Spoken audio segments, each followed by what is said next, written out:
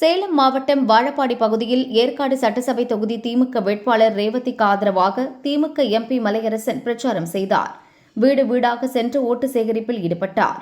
திமுக வாழப்பாடி நகர செயலர் செல்வம் உட்பட உள்ளூர் நிர்வாகிகள் அவருடன் சென்றனர்.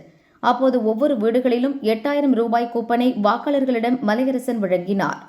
தேர்தலில் திமுக வெற்றி பெற்று ஸ்டாலின் மீண்டும் முதல்வரானவுடன் இந்த கூப்பனை பயன்படுத்தி நீங்கள் 8000 ரூபாய் மதிப்பிலான வீட்டு உபயோகப் பொருட்களை பெறலாம் என்றார். இன்னும் தேர்தலே நடக்காத நிலையில் அரசு தரப்பில் வழங்கப்படுவது போல திமுக போலி கூப்பன் கொடுத்து மக்களை ஏமாற்றி வருகிறது என எதிர்க்கட்சிகள் குற்றம் சாட்டியுள்ளன. உடனே ரிசல்ட் வந்த உடனே நம்ம தலைவர் தான் தளபதி தான் சிஎம், அதனால இதுக்கான பொருளை நம்ம போய் வாங்கிக்கலாமா.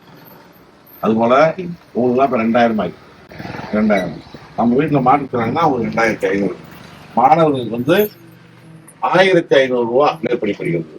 நான் முதல்வர் திட்டத்துக்கு படித்தவர்களுக்கு 1500 6 மாசம் ட்ரைனிங்கோட தராது. அதுபோல உங்களுக்கு விவசாய குடும்பத்தை சார்ந்தவங்களுக்கு 20 லட்சம் மின் மோட்டார் கட்டணம், அதாவது மீட்டர் பொருத்தப்படாத